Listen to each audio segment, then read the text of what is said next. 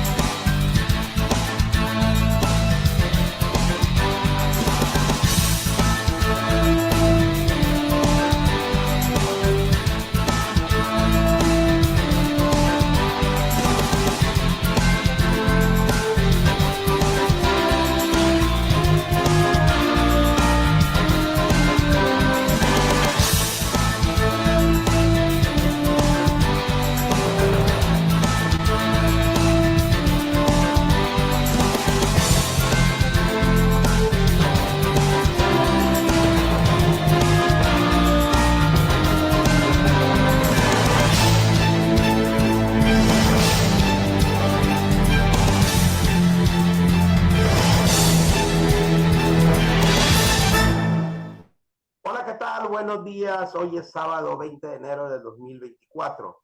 Estamos transmitiendo en vivo desde la ciudad de Culiacán, Sinaloa, México, a través de la página que el Cuarto Pulso tiene en internet, en Facebook, para todo el mundo. Mi nombre es Julio Alvarado y le doy la más cordial de las bienvenidas a los analistas de todos los sábados. Al doctor Alejandro Alcocer Herrera, que nos acompaña desde la ciudad de Culiacán, Sinaloa, avecindado en esta ciudad. Él es de la ciudad de Ciudad Juárez, Chihuahua. Doctor Alejandro, buenos días, bienvenido a la mesa de análisis virtual de Cuarto Pulso. Muy buenos días a ustedes, muy buenos días a todo el público y excelente sábado de cosas muy novedosas, muy raras, pero que tenemos que analizarlas definitivamente. Sí, le doy la más cordial de las bienvenidas a la doctora Magali Rocío Pavón Roballo, filósofa profesional, egresada de la Universidad de Rosario de Bogotá, Colombia, desde Colombia. Sí. Doctora, buenos días. Cordial Bienvenida saludo, a la mesa de análisis virtual de Cuarto Pulso. Cordial saludo, licenciado Alvarado. Cordial saludo, licenciado Alcocer. Un placer estar con ustedes. El día de hoy, la doctora Magali Rocío Pavón ha sido invitada de manera especial. Vamos a abordar el tema de la crisis de violencia que está viviendo el Ecuador. El Ecuador es frontera con Colombia. Hay muchísimas características de identidad entre uno y otro pueblo, entre uno y otro estado. Históricamente también han tenido en el pasado confrontaciones, en fin, los hacen ellos. La doctora Magali conoce también muy bien la cultura, la problemática del Ecuador y pareciera que el Ecuador está teniendo los mismos problemas que en un momento determinado tuvo también Colombia en relación con el narcotráfico, con la violencia. Ya verán ustedes cuántas asimetrías hay entre uno y otro pueblo, cuántas similitudes hay entre uno y otro pueblo, las asimetrías que vamos a destacar en el análisis de la crisis de violencia de Ecuador. Y también vamos a estar abordando la terminación de las precampañas de los candidatos, de los precandidatos a la presidencia de la República, de Claudia Sheinbaum, Xóchitl Gálvez y de Jorge Álvarez Maínez. Ecuador vive uno de los momentos más complejos de su historia. El presidente Daniel Noboa emitió un decreto declarando a 22 bandas delictivas como organizaciones terroristas y al país en conflicto armado interno, en un día en el que un grupo armado entró a un canal de televisión. La violencia relacionada con el narcotráfico se ha incrementado en los últimos años en el Ecuador. El 2023 cerró con más de 7,800 homicidios y 220 toneladas de drogas incautadas, nuevos récords en la nación de 17 millones de habitantes. De violencia en Ecuador. Ecuador vive uno de los momentos más complejos de su historia. Sí, están robando.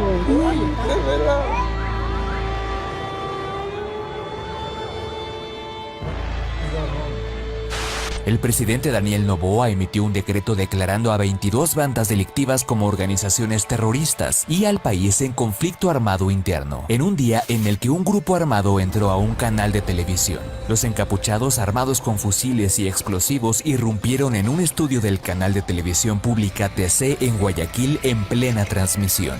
Pero, ¿qué hay detrás de este ataque? ¿Quién es Adolfo Macías, alias Fito? ¿Qué sucede en las cárceles de Ecuador y por qué hay delincuentes enfrentándose al ejército en las calles? Te contamos. Capítulo 1. El contexto.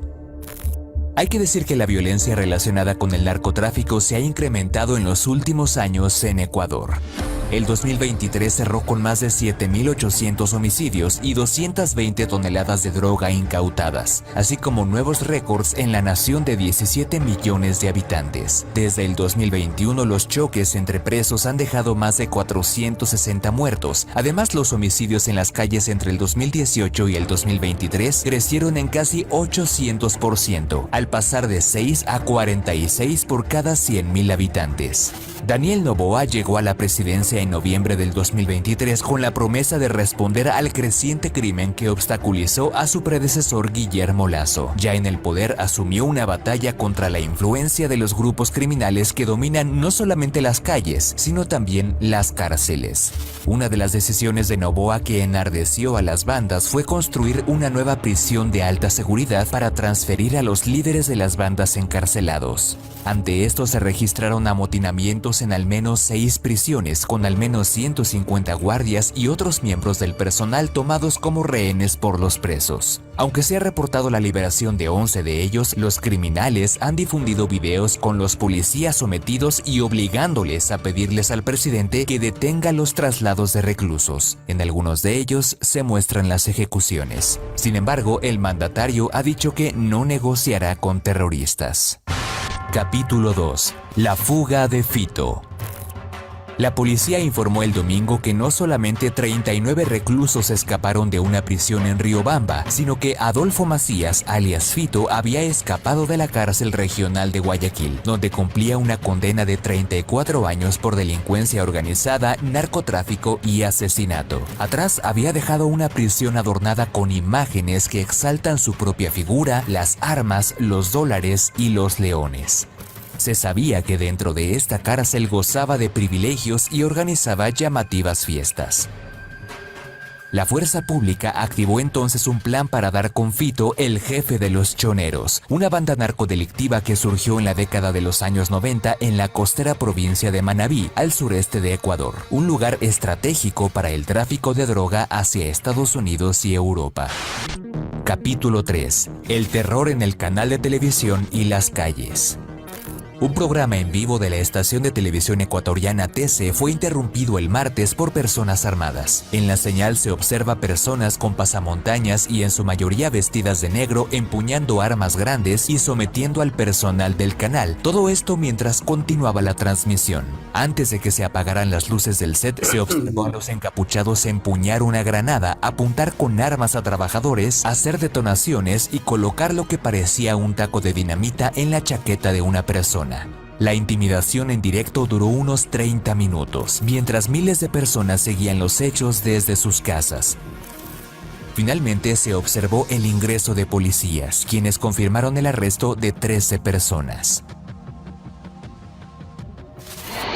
No sabemos cómo reaccionar, todos estamos asustados, todos los que estamos viendo lo que vimos, porque estábamos viendo las noticias. En Ecuador nunca se vio este tipo de cosas, que hayan prácticamente secuestrado un canal. Y si una televisora es capaz de recibir ese tipo de atracos de seguridad, imagínate un restaurante o locales. Toda la ciudadanía tiene miedo. Señor presidente, tiene que poner mano dura sobre esto, porque si él da un paso atrás, será peor. Pero los ataques no terminaron ahí. También se reportaron saqueos en centros comerciales y en plena calle, hechos violentos en hospitales donde los criminales intentaron ¿Qué le pasó al Ecuador, doctora Magali Pavón? Un estado, un pueblo, un país que se preciaba de ser especialmente pacífico, muy pacífico. Era conocido precisamente por eso, por esa característica que tenía de ser muy pacífico. Bueno, también lo fue hace muchísimo tiempo Colombia, y hoy vive también una relativa tranquilidad, afortunadamente. Pero ¿qué le pasó al Ecuador, doctora? Bueno, licenciado, yo me permito contextualizar un poco porque eso no es un problema de 2 años o 3, eso es un problema que viene de más o menos 20 años atrás. Pero primero que todo quiero hacer una acotación, ¿no? Colombia y Ecuador han estado íntimamente relacionados históricamente, o sea, somos países hermanos porque somos países libertados por Simón Bolívar.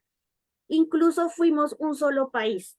¿En qué momento? En 1819 fuimos un solo país conjuntamente con Venezuela y Panamá. Ese país se llamó la Gran Colombia y lo fundó Francisco Miranda, uno de los próceres. Y pues el sueño de Bolívar es que ese fuera un gran estado. Y el que quería que se llamara Colombia era Bolívar en honor a Cristóbal Colón. Entonces fuimos un solo país con Ecuador, entonces por eso hemos estado íntimamente relacionados, y precisamente, digamos, esa cercanía, pues es lo que ha permitido que pues las problemáticas de Colombia hayan permeado pues lo que es la realidad histórica y política de Ecuador, y más o menos hace unos 20 años. ¿Por qué? Porque Ecuador es frontera con Colombia y precisamente en la frontera están los puertos más estratégicos por donde sale la cocaína. Ese puerto es Tumaco. Tumaco es una pequeña población en el Pacífico colombiano que limita con Ecuador, pero también hay otros puertos, por ejemplo, Buenaventura en el Pacífico, también Barbacoas. Tumaco era tranquilo, pero resulta que durante los años 90 y principios del 2000, el paramilitarismo empieza a ser llamado por los comerciantes que estaban amenazados por la guerrilla, y entonces empiezan a contratar los servicios de autodefensas, quienes se desplazan desde el Magdalena Medio, desde Antioquia hacia Tumaco, para proteger a los comerciantes de los desmanes de la guerrilla. Pero ¿qué pasó? Que al paramilitarismo no le interesó proteger a los comerciantes, sino que vieron un puerto estratégico, un lugar estratégico para comercializar la droga. Entonces ahí se empieza por ese lado a entrar el narcotráfico a Ecuador. A ver, te voy a tener aquí. Entonces, estoy entendiendo que Ecuador no es productor, sino es un punto de trasiego, es un medio sí. Adelante. Exacto, porque la mayoría de cocaína sale por el Pacífico colombiano, y Ecuador limita y tiene puertos muy importantes también por el Pacífico, que está ese de Esmeraldas, una ciudad en el Pacífico, Atacames, y entre otras, ¿no? Pues porque el Pacífico es estratégico y la cocaína colombiana sale por el Pacífico, especialmente por la ciudad de Tumaco, pues que es un pequeño puerto ahí que es estratégico. Bueno, claro que también Ecuador produce cocaína, pero no a los niveles de Colombia. Entonces, por ahí empieza, gracias al paramilitarismo, o sea, las autodefensas, los ejércitos que protegen a los comerciantes, empieza a entrar el narcotráfico por Ecuador hacia finales de los 90 y principios del 2000. O sea, que el problema no es que se haya desatado hace 2 años. Eso ya viene de 20 años atrás, que empezó a entrar el narcotráfico por ese lado. Entonces, pues, ¿qué pasó? Que Ecuador se volvió un lugar estratégico para sacar la cocaína hacia Estados Unidos, y empiezan a entrar las bandas delincuenciales y los principales carteles de la droga, no solamente colombianos, también de otros países, pero particularmente colombianos, y se vuelve, pues, lógicamente un lugar violento, pues lleno de bandas delincuenciales, y se le sale de control, porque como el licenciado Alvarado sostenía, pues Ecuador era un país muy tranquilo, no están acostumbrados a tener que lidiar con la violencia como en Colombia. De hecho, yo estuve en 1993 en Ecuador era un país supremamente idílico, un oasis. Me acuerdo una anécdota que nosotros estábamos en la plaza principal donde estaba el Palacio Presidencial y salió el presidente en un Mercedes-Benz, iba con una sola escolta, un carro de escolta, y nosotros nos quedamos aterrados porque nos vimos que no tenía tanta protección y realmente eso era pues una, digamos, una característica de ese país. Entonces, era pues sí, un país muy lindo, con una geografía espectacular. Allá hay unos volcanes nevados, el Cayambe y el Cotopaxi, que son impresionantes. Un país muy tranquilo, mucho más pequeño que Colombia, y pues lógicamente los agarró desprevenidos esa crisis. ¿Y qué es lo que, digamos, cuál es el punto álgido? Pues que no, el sistema carcelario no tiene el control del Estado, porque el Estado ecuatoriano no estaba preparado en ningún sentido para para lidiar con esos grupos delincuenciales.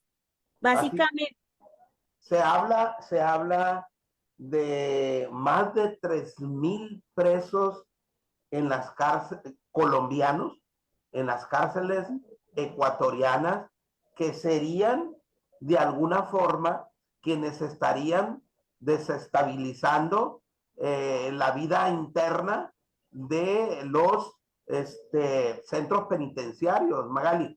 sí, sí, pues básicamente no es una crisis de hacinamiento ni nada. Ellos desde la cárcel, los principales carteles, no solamente los colombianos, no solamente son los colombianos los que están, hay otros grupos delincuenciales, lo hacen porque desde allá controlan las rutas del tráfico de drogas y también el expendio, los lugares de expendio.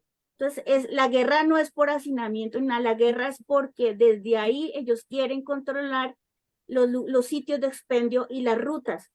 O sea, pues están en la cárcel, pero igual ellos quieren controlar. Y de igual manera pasa acá, en Colombia estamos pasando una crisis terrible carcelaria. ¿Por qué? Porque aquí, pues, infortunadamente, pues, bueno, hemos sido víctimas, aunque del desplazamiento venezolano. Aquí hay un preso que se llama, le dicen alias Satanás, que desde la cárcel, hace parte del Tren de Aragua, que es un grupo delincuencial. Desde la cárcel quiere controlar todo y ha amenazado a todo el mundo. Entonces lo tuvieron que pasar a la cárcel de máxima peligrosidad, donde están de máxima seguridad, perdón, que es la Tramacúa, que es en el Caribe. Más o menos es un proceso similar al que está viviendo Ecuador. Entonces, pues lógicamente no es una crisis carcelaria por hacinamiento, no, la guerra entre los grupos delincuenciales es por el control. Las primeras dosis de cocaína que compró Pablo Escobar Gaviria para traficarlas, porque hay que recordar que en sus inicios él traficaba con cigarros, con vinos, con licor, y después incursionó en el mundo de las drogas, Pablo Escobar Gaviria. Y de acuerdo con la historia, Magali, las primeras dosis de cocaína que Pablo Escobar Gaviria compró para comercializarlas, las compró precisamente en el Ecuador. Pues no tengo, pues posiblemente, pero no tengo claridad sobre eso, no. Realmente, pues, lo que yo he dicho del Ecuador es que era un país supremamente tranquilo, supremamente tranquilo. Sí, Ok. Ahora es inminentemente Colombia un país que produce, se tiene registrado más de 200.000 hectáreas en Colombia se siembran de cocaína, Magali, y esta pasan indefectiblemente por Ecuador. es uno de los principales puntos, pero también sale por diferentes fronteras del país, pero ese es el punto estratégico por donde sale, ¿no? Por la, digamos, por por el Pacífico. Pero realmente, pues, el tráfico de drogas sale por las diferentes fronteras del país, no solamente por esa, sí. Y pues se han tratado de hacer programas de sustitución de cultivos por otra clase de cultivos, también pues por la cría, decirle a los cucaleros que se dediquen a la cría, por ejemplo, artificial de camarón, pero es un negocio que mueve tanto dinero que realmente pues cualquier cosa, el poder corruptor del dinero determina que la gente siga cultivando coca. Además, también a los pobladores de esas regiones los amenazan, que si no siguen cultivando coca, pues los matan. Entonces sigan cultivando coca. Es muy difícil erradicar ese flagelo. Sí, es una situación, la verdad, muy complicada. A este personaje que se escapó de la cárcel, al que denominan Fito, ¿han llegado a compararlo con Pablo Escobar Gaviria, Magali, o toda Sí, sí, proporción guardada? pues sí, es que pues tiene amedrentado a todo el país. Básicamente es una persona que ha llegado a tener un ascendiente muy fuerte en Ecuador y lógicamente que se haya escapado de la cárcel tiene a toda la población pues civil totalmente atemorizada. Yo creo que eso es lo que también ha determinado que esa violencia se haya recrudecido. Y el estado de excepción, pues aquí le dicen estado de excepción, hay que declarar al presidente. Sí, Ahorita están en estado pues de conmoción, pues aquí en Colombia se le dice estado de conmoción interior. bien, Entonces, vamos a darle la bienvenida a la maestra Magali Osuna Zavala, que nos acompaña desde el corazón agrícola de México, desde la ciudad de Guasave, Sinaloa.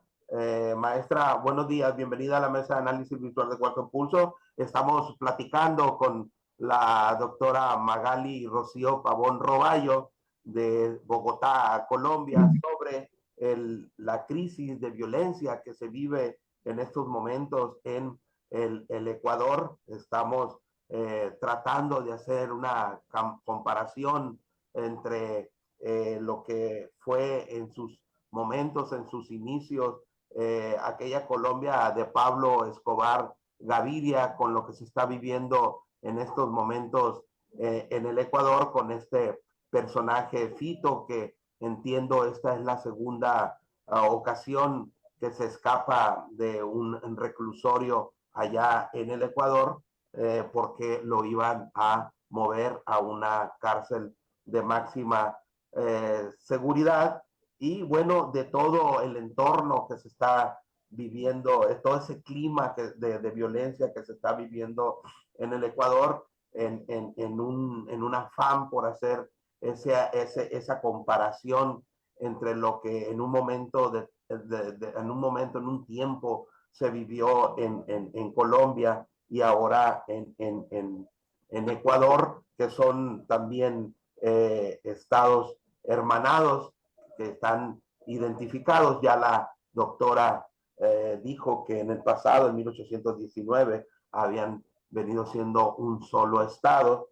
En fin, y cómo entender, Magali, por ejemplo, que al fiscal que estaba llevando a cabo la investigación del asalto a la televisión, que estaba llevando la investigación de la fuga de Fito, ¿cómo entender que un fiscal encargado de esas tareas tan delicadas anduviera prácticamente solo, sin escolta, y como consecuencia de eso pierde la vida asesinado, Magali?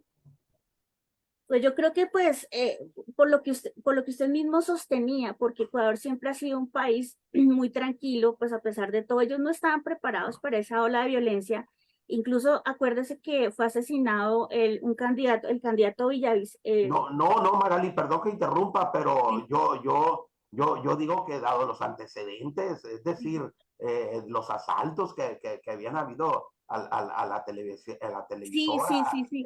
todos los Pues eso antecedentes, es eso, algo inexplicable, es algo inexplicable porque yo no me lo explico, porque es que realmente la ola de violencia que se ha desatado en Ecuador es aterradora, no se explica uno cómo él estaba tan desprotegido.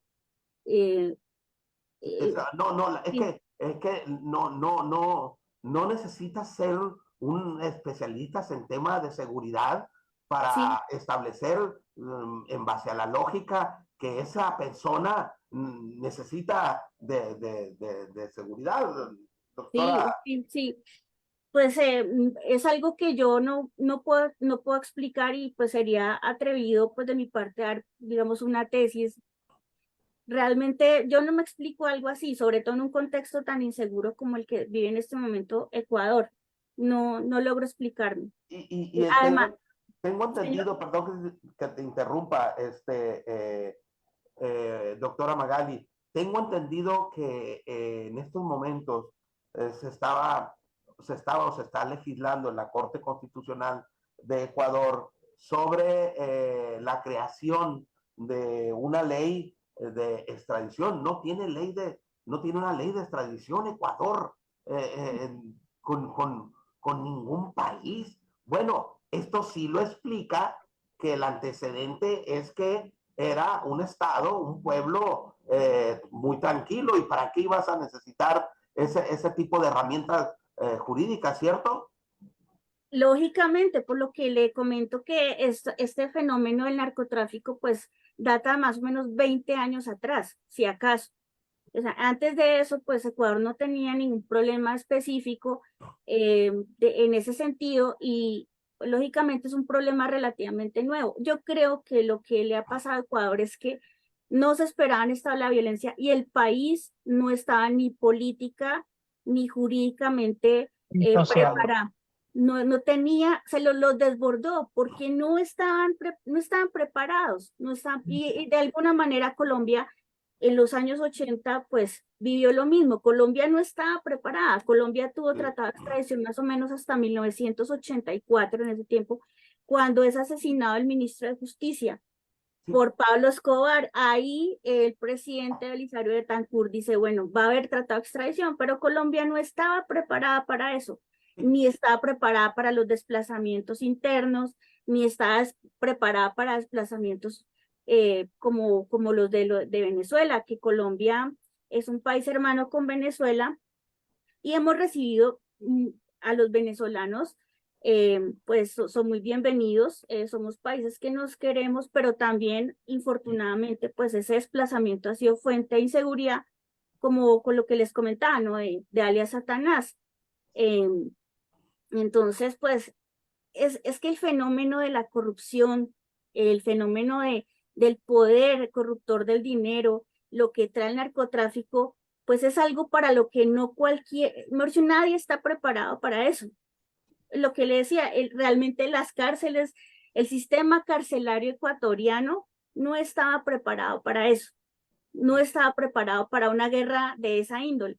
Entonces, Doctora Damaris Osuna Zavala, y sí me parece, la verdad, pues un absurdo que cuando menos, si no se tienen las herramientas jurídicas para el ataque a este flagelo del narcotráfico, sobre todo sobre lo básico, una ley de extinción de dominio es una ley, una herramienta jurídica básica en cualquier estado, en cualquier país del mundo, doctora Magali.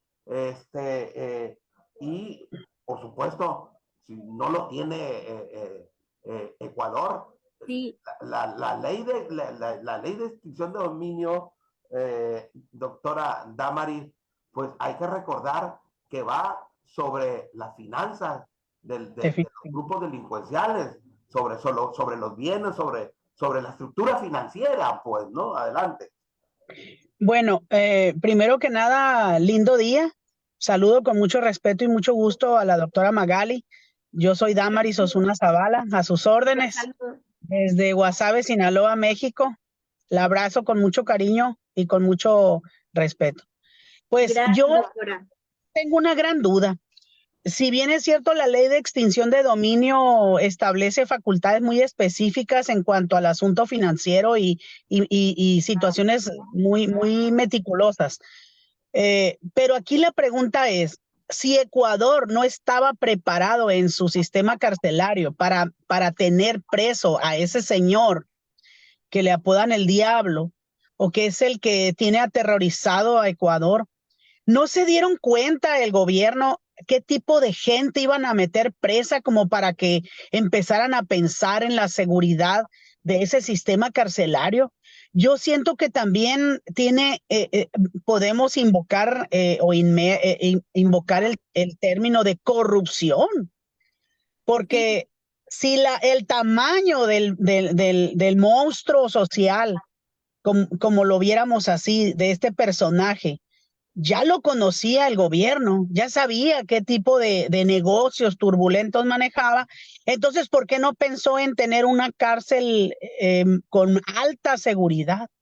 Sí. Pienso que ahí entra ese tema de no nomás de muchos países, no nomás Ecuador, sino de otros países que tienen que ver con un sistema carcelario en corrupción, para poder que se den estas fugas o para poder que no visualicen a quién van a meter preso y darle esa facilidad de que pueda irse de esa cárcel o comprar o corromper a la autoridad carcelaria.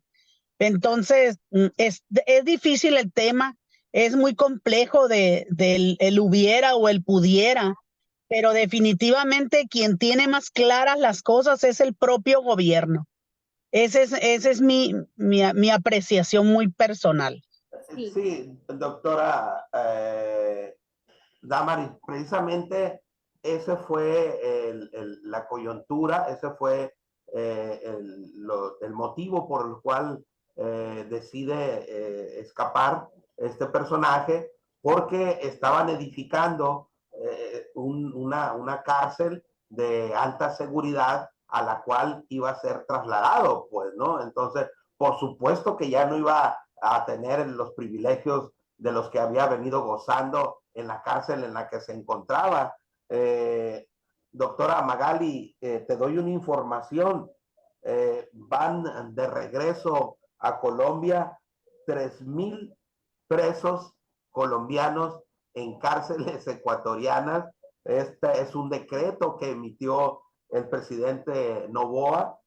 Van de regreso, los devuelve. Hay presos que cumplen con una condición de una condena y dice, no tenemos dinero para estar alimentando a estos presos, que además ya tienen una sentencia, que vayan y la cumplan a Colombia, y si quieren soltarlos, de ese tamaño es el problema, de ese tamaño es el problema, decir, y si quieren soltarlos llegando a Colombia, ese es su problema. Dijo, tengo también una cantidad de presos importantes venezolanos, peruanos, albanos, y todos esos presos van a ir a dar para atrás para sus países. Sí, ellos sabrán qué hacer con ellos. Les digo que de ese tamaño es el problema, porque imagínense ustedes el tanto delincuente en la calle, porque va a decir Colombia, bueno, esos hechos delictivos no los cometieron aquí. ¿Por qué me tengo que hacer cargo yo de ellos? Pues no. Seguramente se van a lavar las manos los colombianos, los venezolanos, los peruanos, y dirán, pues bueno, pues hay que se queden, pues no. La verdad es que sí es un problema muy complicado. Se habla del involucramiento de cárteles mexicanos, del cártel de Sinaloa, del cártel Jalisco Nueva Generación y de las más de 22 bandas con presencias en Ecuador. Doctor Alejandro Alcocer. Sí, es mucho de llamar la atención que hayan estos grupos hayan pegado tan fuerte como una enfermedad que le pega a alguien que no tiene defensas, es igual lo que pasa. Son países tan tranquilos que no están preparados para para esa enfermedad, y claro que llegan de tal manera. Ahora bien, me preocupa ahorita en la actualidad el hecho de que Gustavo Petro, sí, haya en su juventud, aparte de haber militado con el M19, ¿no? Que estaba íntimamente relacionado con las FARC, que sabemos que a veces son de parte del narcotráfico incluso, y a veces están de guerrilleros, y a veces inclusive ya han vendido sus armas, prestado sus armas a otros países. Y ahora Gustavo Petro empieza a buscar la manera digamos, de laxar un poquito, de relajar la cuestión de los delitos relacionados con drogas.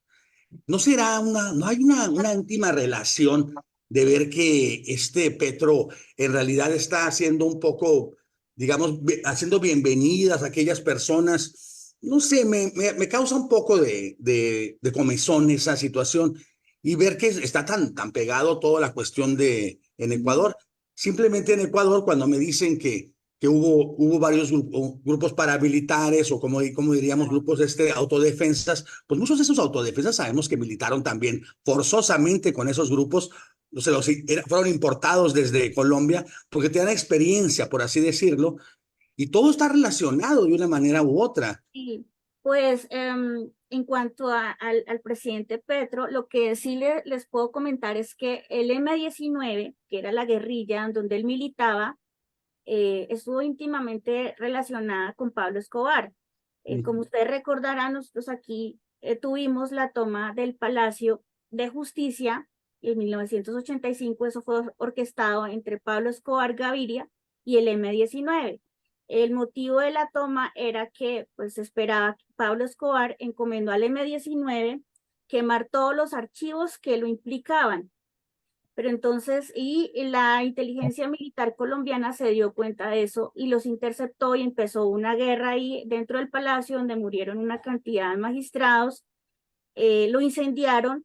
Entonces, pues hay una realidad histórica, y es que el M19, la guerrilla donde militaba el presidente Petro, estaba íntimamente relacionada con Pablo Escobar.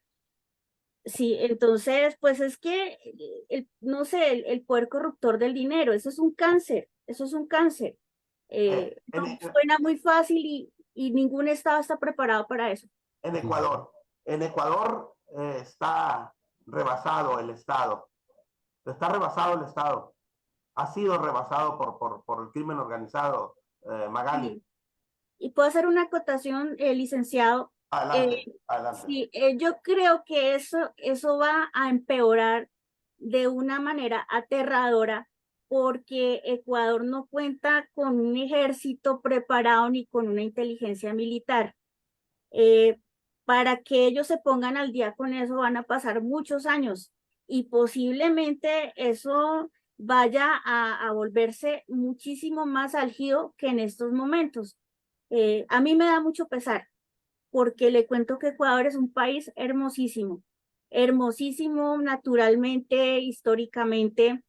Fue uno de los virreinatos más importantes que tuvieron los españoles, tiene unas construcciones históricas así como las de México. Entonces a mí me da mucho pesar, porque es realmente un país bien bonito. Es un país, es un estado relativamente pequeño, Sí, Damaris, con 17 millones de habitantes solamente. En México somos 95 millones. Sí. 95 millones solo los que estamos en posibilidad de votar, Magali. Eso es lo que estamos en el padrón electoral, 95 millones de mexicanos con posibilidades de votar. Imagínate aquellos que no les interesó incluirse en el padrón. Estamos hablando de más de 100 millones de personas, comparado con un estado de 17 millones de personas, y un estado que dices tú que no está preparado para hacerle frente a la delincuencia. Seguramente va a escalar más la violencia, y está probado, Damaris, y está probado, doctor Alejandro, Damaris, Magali, porque a pesar del estado de excepción, no pasó nada. A pesar del toque de queda, porque así lo conocemos en México, para que la gente que nos ve y nos escuche se identifique plenamente con esos términos. A pesar del toque de queda, no pasó nada. O sea, no controló el Estado nada, porque después asesinaron a un fiscal, porque después asesinaron a un policía, en fin, y no ha parado la delincuencia. Sí. Lo que quiere decir es que la delincuencia en Ecuador Está rebasado. tiene el control. Así Sí. es. El Estado El gobierno está rebasado, el Estado está rebasado. Sí. Aquí yo veo algo muy aquí yo veo algo muy peligroso, perdón. Adelante, El hecho de que Daniel Noboa los haya nombrado, los haya, digamos, designado terroristas a estas personas, que si bien lo son, igual que en México, también ese tipo de delincuentes llegan a niveles que se consideran terroristas, pero aquí nos cuidamos mucho de decirles así porque Estados Unidos está con un pie para brincar y decir, hay terrorismo ahí, vamos a acabar con él. Y en el caso de que Noboa los haya nombrado terroristas, me preocupa de que esté invitando a la intervención. Pues, A mí lo que me causa escozor, doctora Magali, es que tú hablas de 20 años y la DEA y la CIA y el FBI y todos esos cuerpos de seguridad de Estados Unidos, la policía del mundo, que se involucra en todos los problemas en el mundo. ¿Qué ha pasado? es que incluso le comentó, licenciado, en esa época que empezó aquí, a Colombia se le había salido de las manos la violencia. Sí, es decir, estábamos ahí en manos de la guerrilla, porque la guerrilla, durante el gobierno de Andrés Pastrana, se le dio una inmensa zona de despeje, ¿no? Entonces hicieron lo que quisieron, e incluso para el mismo Estado colombiano, pues era imposible controlar todo esto, a pesar de que tiene una inteligencia militar bastante fortalecida y un buen ejército, pero pues como se les dio esa zona de despeje, lógicamente para el mismo Estado colombiano era imposible controlar. Y la verdad es que se empieza a entrar así por el departamento de Nariño, donde están esos puertos, y empieza a entrar lentamente y mire, es como un cáncer, se fue expandiendo hasta Ecuador y mire a lo que ha llegado. Pero quisiera también hacer un pequeño comentario, que la violencia en Ecuador no solamente se debe al narcotráfico, también recuerden que pues un candidato fue asesinado. Ese candidato había acusado al presidente Correa por un préstamo que pidió a Petrochina. Con Petrochina lo acusó de corrupción. Entonces también hay otro tipo de violencia relacionada con la corrupción, ¿no? Digamos, hay toda, o sea, aparte del narcotráfico hay diferentes factores, ¿no? Pues ese candidato pues había pues denunciado que a Correa, pero no estoy diciendo que su asesinato tenga que ver con Correa, no, simplemente lo asesinaron, creo que era el candidato que tenía la segunda intención de voto, pero él había denunciado actos de corrupción durante el gobierno del presidente Correa. Entonces, pues lógicamente, o sea, ya se le salió de las manos, o sea, yo creo que para que Ecuador vuelva a ser el país tranquilo que fue, pues, acusó directamente a Correa con nexos con el cártel de Sinaloa. Y el candidato dijo que si algo le pasaba, que si algo le ocurría, que si lo mataba, era Correa a través del cártel de Sinaloa. Tan graves fueron las acusaciones que hizo ese candidato antes de morir, que por supuesto salpicó a México de manera directa. Y también, esas acusaciones, sí. pues. Y por una negociación con Petrochina, que él calificó de que era todo un entramado ahí de corrupción. Entonces yo creo que pues se le salió de las manos. Y no sé qué va a pasar. Yo creo que puede ser igual que Colombia, ¿no? Que Colombia, para poder superar estas olas de violencia, pues han tenido que pasar muchísimos años. Entonces yo creo que Ecuador va y lo agarra completamente. Definitivamente lo que nos dice es muy lamentable, es decir, que es un Estado que no tiene la capacidad de reaccionar, que no tienen la capacidad de reacción en contra del flagelo, de la violencia que está viviendo en este momento. Y bueno, por supuesto que la delincuencia lo que pretenderá en el futuro es imponerse, aunque la verdad es que con voluntad nadie puede en contra del Estado. Esa es mi opinión, doctor Alejandro Alcocer. Y voluntad sobra aquí en México, por ejemplo. O sea, nadie va a poder contra el Estado de aquí, ¿verdad? Y eso pasa en muchas otras partes, pero volviendo a esa situación ¿cómo diríamos? De fragilidad. Y me imagino nomás que en Yucatán, en Mérida, o sea, llegar el crimen organizado de esa manera, como decían varios estados, no sabían ni qué hacer con ella, porque no están preparados. Y eso pasó con Ecuador, no estaban listos para a esos niveles. Había delincuencia, había violencia, hubo momentos terribles como aquello del candidato en contra de Correa, pero no se esperaban que llegara de tal manera. O sea, eso es inaudito. En México ni siquiera hemos visto eso, y eso que tenemos violencia para aventar para arriba. Sí, a ver, ahora, no es lo mismo Ecuador que El Salvador. Pues No, son 6 millones contra 17 millones, son 3 veces más habitantes. No es lo mismo porque hay que analizar de qué forma logró pacificar Bukele a El Salvador, ¿eh? sí. Y Sí. yo creo que son dos contextos, digamos, políticos muy diferentes. Sí, son dos contextos políticos completamente diversos, y pues así están las cosas, ¿no? Y yo creo que a ustedes como mexicanos también toda esa crisis los agarró desprevenidos. O sea, cuando, digamos, empezó a fortalecer el narcotráfico en México, pues yo creo que el poder corruptor es tan fuerte que yo creo que ustedes también como mexicanos vivieron lo mismo. ¿Ustedes qué opinan? Pues sí, o sea, yo por ejemplo a mis 55 años, desde que tengo uso de razón, recuerdo el narcotráfico mencionado siempre.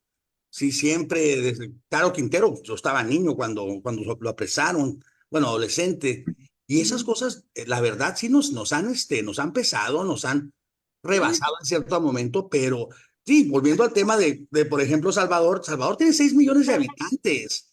6 millones es un poco más fácil de controlar que 17 millones, y mucho más que, sí, que, que, que México, que 130 millones. Entonces yo creo que lo de Bukele no podría aplicar. Hay voluntad por parte, sí, hace falta una voluntad tipo Bukele, pero hacen falta las condiciones que tiene él, la facilidad de movimiento para poder apresar a tantas personas. ¿Se imaginan que se hubiera podido hacer, lo hubieran sí, hecho ya? Sí, sí, y ya, definitivamente ningún estado es igual que el otro, de suerte tal que al tener características distintas habría que afrontar o enfrentar de manera distinta la reacción de esos grupos delincuenciales. Maestra Damaris Osuna. Definitivamente los países, todos, cada uno de ellos tiene sus especificaciones, sus factores diferentes, ya sea en número de habitantes, en territorio, en situación económica, en situación de pobreza, en situación de lo político, esa voluntad que tenga el Estado el Estado. Tiene mucho que ver, obviamente también lo cultural. Entonces, no podemos comparar un país a otro porque las condiciones son distintas, pero cuando hay voluntad de sacar adelante un fenómeno que esté ocurriendo en ese país, un fenómeno social que esté degradando y que esté lastimando a esa nación, el gobierno tiene mucho poder, siempre y cuando ese gobierno no esté inmerso en un acuerdo mafioso o peligroso, o que no esté inmerso en acuerdos políticos. Entonces sí, el Estado sí pudiera lograr avanzar en ese fenómeno que lacera en lo social. Héctor Roberto Flores Salazar nos dice, hace falta un gobierno que no sea socio de los delincuentes. Saludos, amigos. sí. Definitivamente coincidimos con Héctor Roberto. Y afortunadamente, Magali, Héctor, Correa, perdón, Correa tiene, o el presidente en turno, Pavón, tiene el apoyo del expresidente Correa, porque hay que recordar que había habido algunas confrontaciones entre ellos, y en el pasado, Magali, había habido como estado confrontaciones entre Ecuador y Colombia. Cuéntanos por qué. Pues realmente, como les comentaba al principio, Ecuador y Colombia han sido estados pues como hijos de un mismo padre, que fue Simón Bolívar. Nosotros le debemos la libertad al mismo libertador, y de hecho pues uno de los próceres de Ecuador, de los el más grande, el Mariscal de Sucre, fue un gran amigo de Bolívar. El Mariscal de Sucre lo mataron precisamente en esa área en donde está la frontera, ¿no? De la cual estamos hablando, cuando él iba para Quito. Realmente pues nosotros hemos llevado somos como hermanos, hijos de un mismo padre, que es Simón Bolívar. Pues no ha habido conflictos. No, nosotros tuvimos una guerra, un incidente con Perú, que se le denominó la Guerra del Perú, que incluso mi abuelo materno estuvo allá porque era parte de la Armada, pero pues con Ecuador no hemos tenido cosas que sean así relevantes. Lógicamente, pues ellos han sido, pues ha habido problemas también pues por la cuestión de las guerrillas y el narcotráfico, pero que ambos, y pues también hubo un problema que tuvimos pues con Álvaro Uribe Vélez, porque persiguiendo se traspasó la frontera, y eso fue un problema. Ese fue el problema que le tocó a salir pedir perdón y todo por haberse pasado unos kilómetros y haber entrado sin permiso del Estado ecuatoriano, y eso fue digamos, ese es el problema más relevante que hemos tenido con Ecuador. No, fue un incidente diplomático de relevancia, la verdad. Sí, se pasó la frontera. Se tensaron las relaciones. Sí, eso fue por estar persiguiendo a un jefe guerrillero, se pasó la frontera como 2 kilómetros y no avisó, pues, porque mal hecho, pero no avisó, y obviamente pues los ecuatorianos furiosos, a Álvaro Uribe le tocó pedir perdón, decir que era un guerrillero y todo eso, pero lo cierto es que sí se traspasó límites con la frontera ecuatoriana. Eso fue hace 3 años más o menos aproximadamente. Sí, hace poco. Es muy reciente. Sí, es muy reciente, pero realmente es el único incidente que hemos tenido con Ecuador, así que sea importante, pues que sí, si uno se pone a ver, pues sí, no estuvo bien, pero pudo solventarse, pudo salvarse. Sí, pero nosotros hemos sido países hermanos con Venezuela también, porque somos hijos de Simón, o sea, como nuestro libertador es Simón Bolívar, por eso se nos llama países bolivarianos, y no la llevamos bien con todos. Pero no República Bolivariana como otros. No. Muy bien.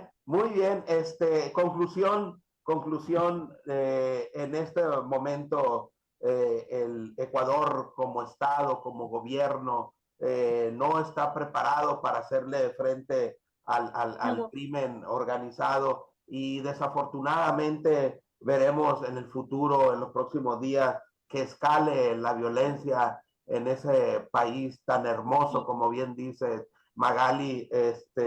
Ojalá y que llegue la ayuda internacional muy pronto para Ecuador. Licenciado, quisiera decir una cosa pequeñita.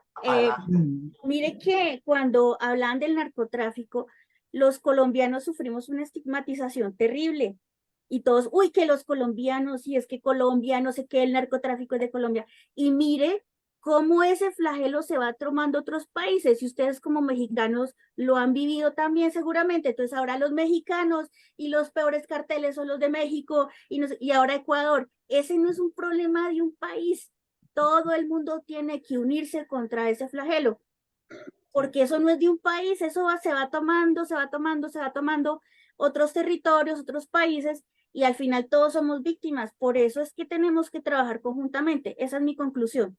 Sí, claro, por supuesto. como mexicanos también nosotros hemos sido muy estigmatizados, sobre todo por ser sinaloenses, Damaris. Sí. Así es. Sobre todo por ser sinaloenses, más allá de mexicanos. Así es. Cuando a Sinaloa se le puede caracterizar por campeonatos, por cantantes, por cultura, por comida, por camarones ricos, por tantas cosas, y se le estigmatiza por ese flagelo, como dice bien Magali. Yo les mando un abrazo, los quiero, los respeto, pero también aprovecho para decirles que me voy a salir de la transmisión porque por cuestión laboral tengo que ver a una persona que es un adulto que necesita ser registrado y voy a intentar cuando menos darle los requisitos y explicarle con calma lo que tiene que ver con su registro de adulto mayor. ¿Qué les parece? Los abrazo. Bien. Muchas gracias, doctora Damaris. Muy gentil, muy gentil. Un saludo. Que tengan hermoso día. Bien, nos vemos el próximo sábado, maestra Damaris Osuna. Adelante. Primero Dios. Labor social, porque la maestra Damaris es precandidata a la presidencia municipal de Guasave, Sinaloa. Magali, es lo que allá se le conoce el departamento, por ejemplo. Como una gobernación, ¿sí? Más o menos así, como una gobernación, así más o menos. Muy bien, doctora, muy bien. Bravo por usted. Buen día. Éxito. Gracias. Magali, te vamos a dar las gracias No a ustedes por haberme invitado. por habernos apoyado, ajustado tu agenda, pero vamos a pasar a analizar el segundo de los temas del día de hoy, que es las precampañas políticas, el término de las precampañas políticas, y al ser política, el tema, pues, como extranjera, vamos a ver todas esas formas, no te puedes involucrar y te vamos a dar las gracias. No, pues muchísimas gracias por la invitación. Un saludo a todos y pues de verdad un saludo de Colombia. Muchas gracias. Un abrazo. Un abrazo, saludos a mi prima Verónica, a la primera dama de allá. Nos apiadamos igual. Bien. Vamos a pasar a abordar el segundo de los temas del día de hoy, que es el tema de las precampañas. Y este jueves 18 de enero concluyó oficialmente el periodo de precampaña rumbo a la renovación de la presidencia de México. Claudia Sheinbaum, Xóchitl Gálvez y Jorge Álvarez Maínez, precandidatos presidenciales de Morena, el bloque opositor y Movimiento Ciudadano respectivamente, llegan a esta etapa en medio de jalones y empujones que a su vez los tiene en la antesala de aparecer en las boletas del próximo 2 de junio. Ecatepec, Hidalgo, hace 60 años. A los 8 años, aquí vendí las famosas gelatinas para ayudar a mi familia. Aquí está el registro civil donde trabajé. En un camión como este, me fui del pueblo para buscar suerte en la ciudad. No manches, llegar a los 17 años a vivir aquí en Iztapalapa sola fue un gran reto. Esta es la puerta que toqué y que no me abrieron, pero millones de mexicanos me abrieron la suya. Gracias a ellos, hoy quiero ser tu candidata. México está renaciendo, con prosperidad compartida, con democracia, derechos y libertades, con inversión para el bienestar, donde la seguridad se procura con justicia. No queremos reconciliarnos con la corrupción y los privilegios. Regresar al pasado no es opción. La grandeza de México está en nuestro pueblo, cultura y historia. Estoy orgullosa de ser parte de la transformación, orgullosa de ser mexicana. Sigamos construyendo el mejor México posible. Soy Samuel García. Hay quienes dicen que soy un meme. Lo que no te dicen es que derroté a la vieja política de Nuevo León. Hay quienes dicen que soy un whitexican, el del sueldito de los 50,000 pesos. Lo que no te dicen es que bajamos la pobreza extrema a la mitad. Hay quienes dicen que soy el de baja la pierna. Y sí, me equivoqué y sigo aprendiendo. Lo que no te dicen es que soy quien por primera vez en la historia de Nuevo León tuvo un gabinete con más mujeres que hombres.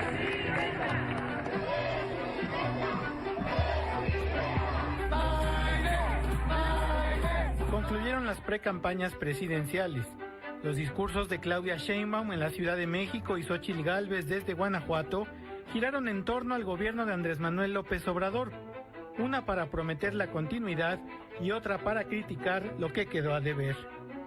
Estamos viviendo un momento extraordinario. México ha cambiado profundamente, para bien. Esto no es vida.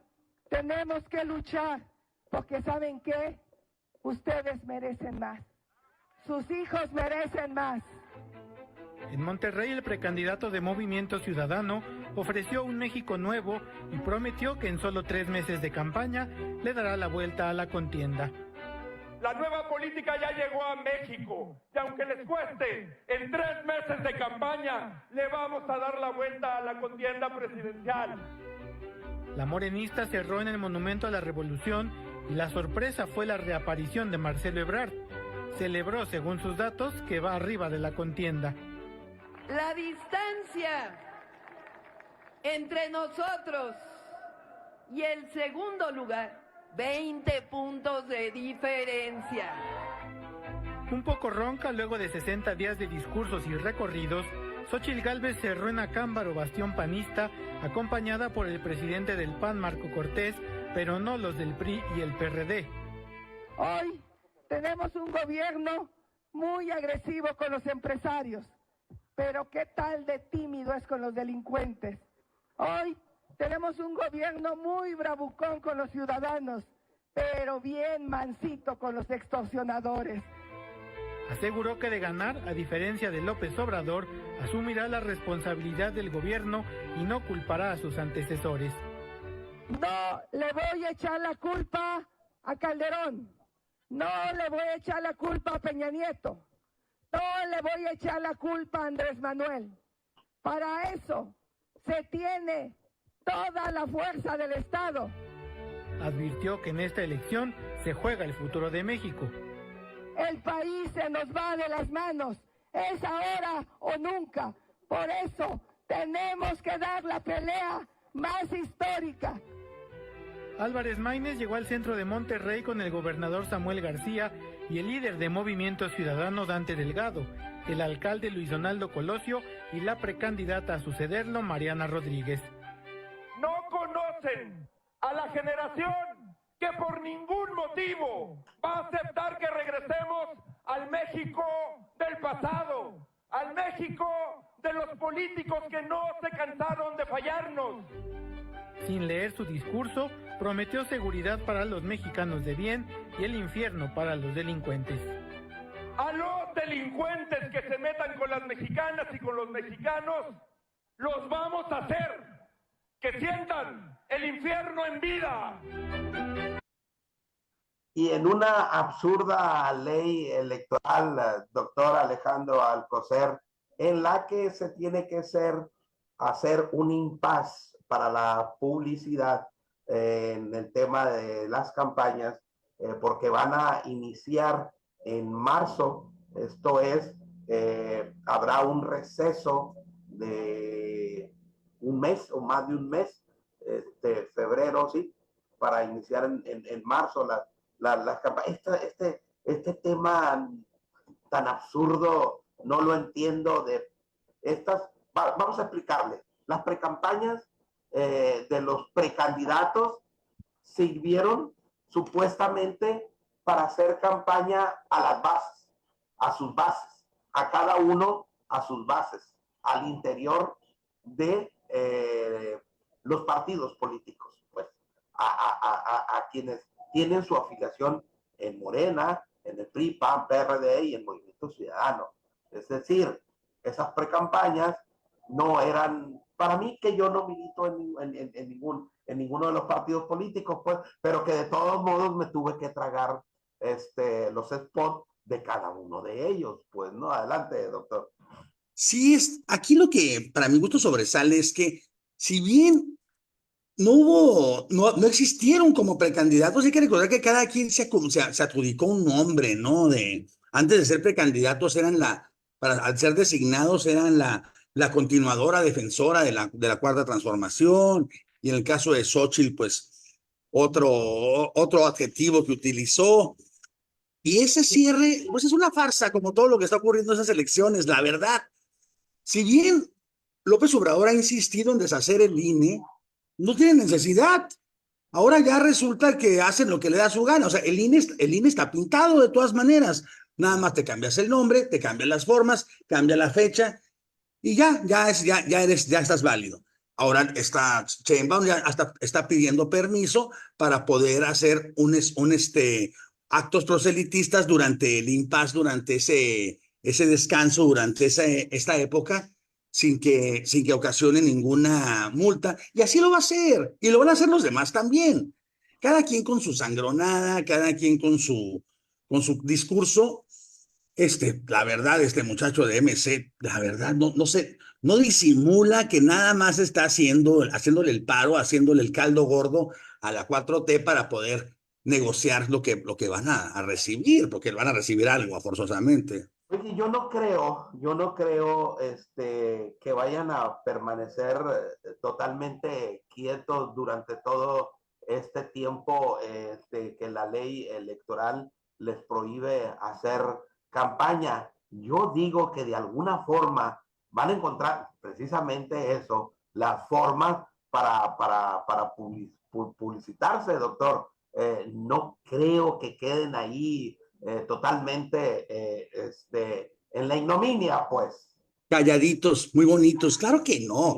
La clásica es de que, ok, yo no voy a hablar, dice la candidata o el candidato, sí, pero van a hacer que todas las personas a sus alrededores, en las redes sociales, estén mandando continuamente discursos viejos y ellos se van a lavar las manos diciendo, yo no fui, fueron la gente que me sigue, no tengo la culpa. Como cuando las bardas pintadas, yo no fui, fueron aquellos. Van a buscar siempre y lo van a lograr, porque es más, aunque lo hagan descaradamente, aunque violen la ley descaradamente, van a tener un pretexto. El gobierno va a apoyar a Claudia Sheinbaum diciendo es que ella no tuvo la culpa, ella simplemente acudió a una fiesta, ella acudió a un otro evento como cualquier persona, pero si lo hace Xochitl va a decir es que están violando y deben de ser multados o deben ser inclusive, esto es una ampona, es criminal, va a decir algo así. Ya está demasiado platicado el futuro de esta campaña, yo digo. Xochitl Gálvez cierra en Guanajuato, pero donde le fue muy bien fue en el Zócalo de la Ciudad de México el domingo. Claudia Sheinbaum cierra en la Ciudad de México. Y Jorge Álvarez Maínez en Monterrey, Nuevo León, debut y despedida, porque no había hecho él ningún evento público. Hay que recordar que recién le acaban de prestar los tenis anaranjados Samuel García a Jorge Álvarez Maínez, entonces no había tenido la posibilidad de hacer pre-campaña y bueno, el evento público fue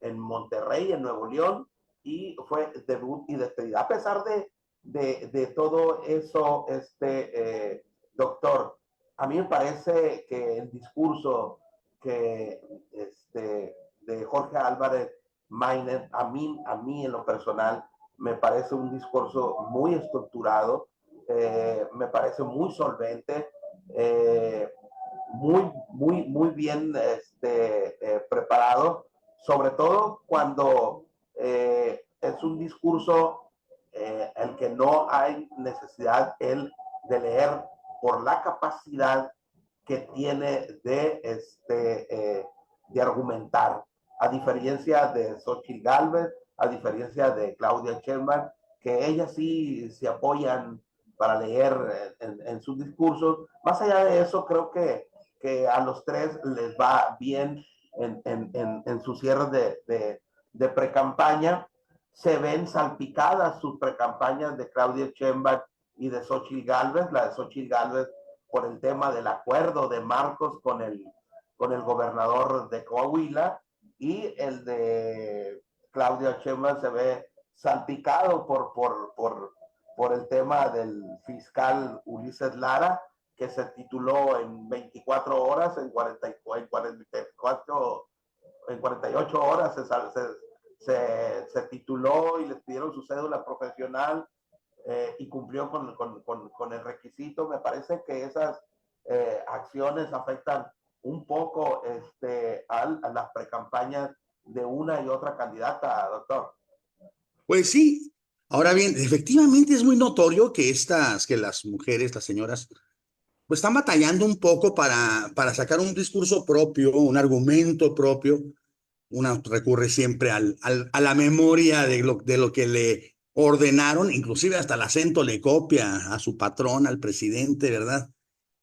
En caso de Claudia Sheinbaum. Y en caso de Xóchitl, pues, ¿sabes? Bueno, que no le vuelva a pasar lo del teleprompter, ahí anda con papelitos, con hojitas, con notitas, pero pues es que no son abogadas.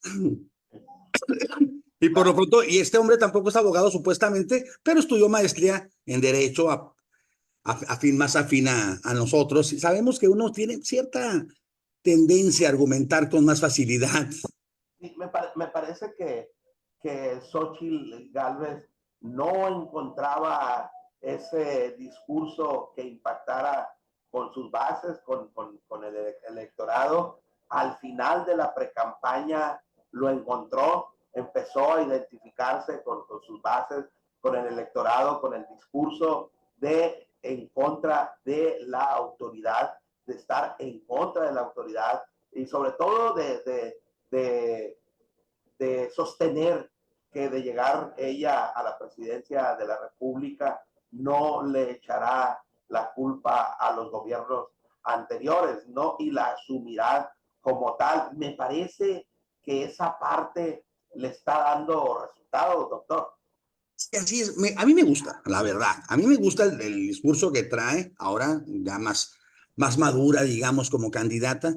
Sí, y se nota que sabe cuál es su postura. Su postura es ser la rebelde. Su postura es la oposición 100% y está luchando como tal. El problema que tenía antes y que tenían por así sus partidos es que son partidos que todavía no están acostumbrados a hacer la oposición. El PRI y el PAN siempre han sido, bueno, en el caso del PRI siempre ha sido partido oficial y el PAN pues llevaba sus 24 añitos en esa situación de ser partido oficial un poquito por fuera, pero eso no se hacen a la idea de que ahora son los rebeldes, de que otra vez hay que luchar contra corriente, de que otra vez hay que lanzar los toros al frente. Y esta vez Xóchitl ya lo entendió, o por lo menos ya sus asesores lo explicaron, la centraron, y va con eso. Y si sigue la campaña en marzo o antes, lo más seguro, en ese tenor, obviamente va a tener resultados. Yo veo mucha mentira en las encuestas. Esos 20 puntos, o sea, no. Si hace, no estoy diciendo que no. No, toda proporción guardada, ¿no? La verdad, Sí. me parece que hay una disparidad muy exagerada. Hay otras encuestadoras más serias que el margen entre una y otra es mucho más estrecho, no va por el tema de los 20 puntos, por supuesto. Entonces, por supuesto que son encuestadoras que están a modo, son contratadas por Morena. Y bueno, lo que se tiene que decir en este momento es eso precisamente. No, me parece que el margen es más cerrado y se puede cerrar todavía aún más. Me parece que Xóchitl Gálvez va a crecer en la campaña, pues en la precampaña, en la campaña, y todavía el margen va a tenderse a cerrar más entre una y otra. Soy muy claro, siempre lo he sido, y sigo sosteniendo que sin duda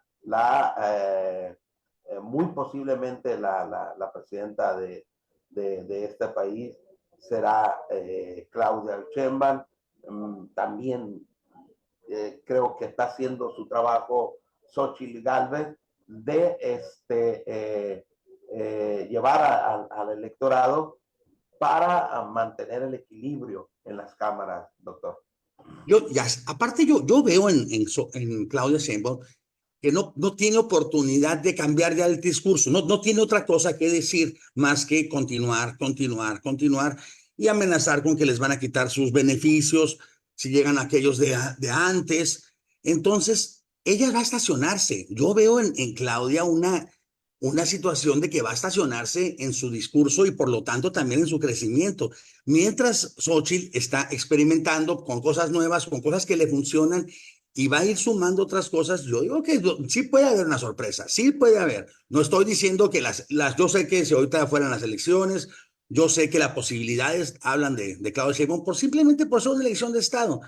Y en el caso de Jorge Álvarez, pues la verdad no está pues no está haciendo nada más que decir, no vamos a volver por los anteriores.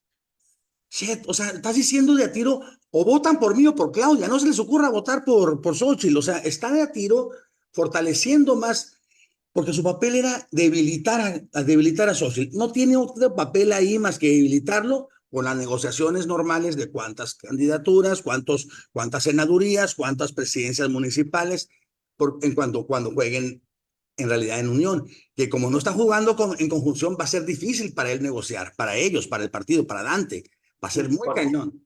Híjole, de Jorge Álvarez ni me había acordado en el análisis, la verdad, de lo que no pinta a mi juicio. ¿Qué opinas, doctor, sobre el acuerdo que hizo Marco Cortés con el gobernador de Coahuila? Definitivamente, el acuerdo, ok, es casi esperado, es casi normal, pero es inmoral también. O sea, y el hecho de que es lo de siempre, de que ya sabíamos que iba a pasar, no le quita la inmoralidad, no le quita el hecho de que estén en realidad jugando, ahora sí que con la intención de las demás personas, solamente por una porción de beneficios. Ahora lo que me duele, lo que me da mucha comezón, ardor casi, es el hecho de que estén ellos calculando un 20% de elección. O sea, ni siquiera están visualizando la posibilidad de ganar. Creo que la única que cree que se puede ganar en toda esa campaña, en todo ese grupo, es la propia Xochitl, es la única. Y López Obrador, por eso le metió a Jorge digamos, para debilitarla. Él sí la ve, le ve peligrito, vamos a dejarlo así, vamos a recargar el hito. Pero la verdad es que ese contubernio, esa negociación estuvo pésima, pero más malo fue el que se hiciera público, más malo fue el que hablara y la reconociera. Por favor, pues, pareciera que en serio están en su contra ellos mismos. No quieren que haya más porque ellos tienen calculado a ese 20% nada más de obtención de los votos. O sea, y si se les pasa, ya no van a saber qué hacer con los excedentes. ¿Qué hacemos con tantos candidatos? ¿Qué hacemos con tantas diputaciones, senadurías? Por favor. Sí, la verdad es que nosotros sabemos que esto pasa. Nosotros sabemos que esto ocurre. Es decir, que se negocian, que hay acuerdos de esta naturaleza. Sabemos que los los partidos pequeños cuando van en coalición con los partidos denominados grandes. Por supuesto que lo que van pidiendo son regidurías, son diputaciones, en fin. Y se suscriben esos acuerdos también. Pero sí, lo que no tenemos que hacer es normalizarlo, como que si esto fuera normal. La verdad, coincido contigo que es inmoral. Y también fue un hierro del presidente nacional del PAN, fue una estupidez por parte del presidente nacional del PAN, porque sí pasan a darle una buena repasada a Xochitl Gálvez de alguna forma, aun y cuando ella no esté identificada con ninguno de los partidos en los que va en coalición, ni con el PRI, ni con el PAN, ni con el PRD.